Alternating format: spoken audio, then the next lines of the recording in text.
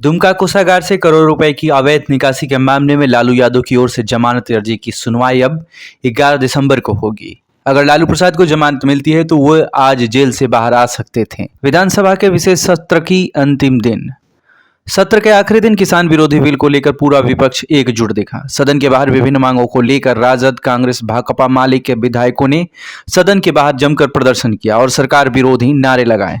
बक्सर में अपराधियों का तांडव। बक्सर में बेखौफ अपराधियों ने जमीनी विवाद में एक बड़ी घटना को अंजाम दिया। रात के अंधेरे में पति पत्नी को सर में मारी गोली। मामला धनसोई थाना क्षेत्र के जगमनपुर गांव की है। मौके पर पहुंचे बक्सर सदर एसडीपीओ गोरखराम के अनुसार मामला जमीन विवाद से जुड़ा हुआ है। लालू की आवाज की मिमिक्री की ऑडियो विरोधियों ने किया वायरल। आरजेडी प्रवक्ता सांसद मनोज झा ने कहा कि हमें सरकार गिराने की कोशिश नहीं करनी है, यह सरकार खुद ही गिर जाएगी। रही बात उस ऑडियो की, तो मुझे उस पर कुछ ज्यादा नहीं कहना है। जब मुद्दों की तंगी हो जाती है तो इस तरह के इल्जाम लगाए जाते हैं। निवार तूफान का असर बिहार में भी। बिहार में निवार तूफान का आंशिक असर दिखने लगा है। दिन के तापमान में गिरावट ने पूरे राज्य में ठंड बढ़ा दी है। बताया जा रहा है कि 2 दिन तक मौसम का ऐसा ही हाल रहने वाला है। दिन में तापमान में गिरावट आने से दोपहर 2 बजे के बाद ठंड कुछ बढ़ गई है। अगले हफ्ते से कोरोना वैक्सीन की डिलीवरी। अमेरिकी राष्ट्रपति डोनाल्ड ट्रंप ने कहा है कि वैक्सीन की डिलीवरी अगले हफ्ते से शुरू हो सकती है। ट्रंप गुरुवार को विदेश में मौजूद अमेरिकी सैनिकों से वीडियो कॉन्फ्रेंसिंग के जरिए थैंक्स गिविंग हॉलीडे पर बात कर रहे थे। कंगना की बड़ी जीत। बॉलीवुड एक्ट्रेस कंगना रनौत के बंगले में तोड़फोड़ मामले में बीएमसी को नोटिस बॉम्बे हाईकोर्ट ने रद्द कर दिया है। बीएमसी को इस मामले में बॉम्बे हाईकोर्ट की कड़ी फटकार लगाई है। बॉम्बे हाईकोर्ट ने कहा है कि बीएमसी ने अधिकारों का दुरुपयोग किया है। प्रियांशु पेणियोली शादी के बंधन में बंधे हैं। मिर्जापुर 2 फेम रॉबिन गुपचुप तरीके से शादी कर ली है। अभिनेता प्रियांशु पेणियोली और वंदना जोशी देहरादून में शादी के बंधन में बंध गए हैं। मिर्जापुर में रॉबिन का किरदार निभाकर लोकप्रिय हो चुके प्रियांशु और वंदना बीते 2 सालों से दूसरे को डेट कर रहे थे।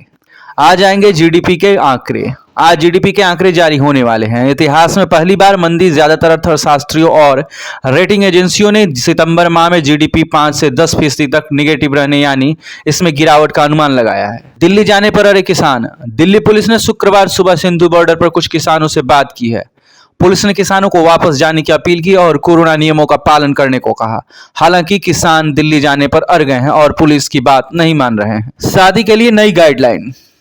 कोरोना संक्रमण को लेकर बिहार सरकार ने गाइडलाइन जारी की है। गृह विभाग के अपर मुख्य सचिव सुभाष सुबहानी ने कहा है कि कोरोना को लेकर बिहार सरकार की गाइडलाइन के मुताबिक शादी में सिर्फ 100 लोग शामिल हो सकेंगे। इसमें वेटर और अन्य स्टाफ भी शामिल होंगे। स्टेडियम नहीं बनेगा अस्थायी जेल। दिल्ली पुलिस को अरविंद केजरीवाल सरकार से झटका लगा है। दिल्ली सरकार ने पुलिस की 9 स्टेडियम के अस्थायी जेल बनाने की मांग को नकार दिया है।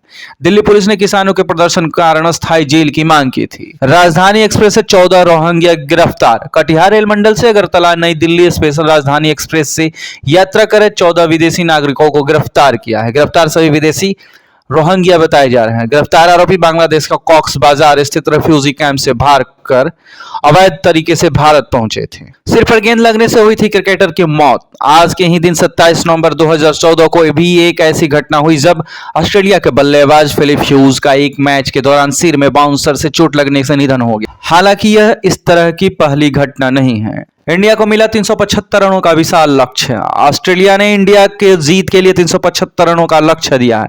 पहले बल्लेबाजी करते हुए ऑस्ट्रेलिया ने फिंच और स्मिथ के शानदार शतक की मदद से निर्धारित 50 ओवरों में 374 रन बनाए।